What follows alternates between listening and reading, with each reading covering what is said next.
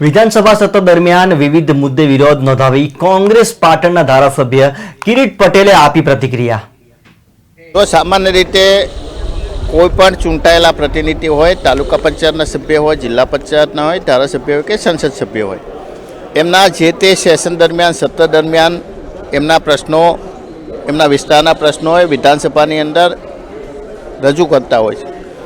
પરંતુ જે રીતે છેલ્લા ઘણા સમયથી ગુજરાતની અંદર જે રીતે વિધાનસભાના દિવસો, એના કાર્યવાહીના દિવસો ઘટાડી દેવામાં આવે છે, આજે માત્ર 3 દિવસનું મોન્સૂન સત્ર બોલાવવામાં આવ્યું છે। એની અંદર પણ જે મહત્ત્વનો સમયકાળ કહી શકાય પ્રશ્નોત્તરીનો, એ પ્રશ્નોત્તરીનો સમયકાળ એ રદ કરી દેવામાં આવ્યો છે। સામાન્ય રીતે પ્રશ્નોત્તરી દરમિયાન ચૂંટાયેલા પ્રતિનિધિઓ, ચૂંટાયેલા ધારાસભ્યો એમના વિસ્તારના પ્રશ્નો કે ગુજરાતની જનતાના પ્રશ્નો, ગુજરાતના વેપારીઓનો પ્રશ્ન હોય, ખેડૂતોનો પ્રશ્ન હોય, એ વિધાનસભાની અંદર રજૂ કરતા હોય છે।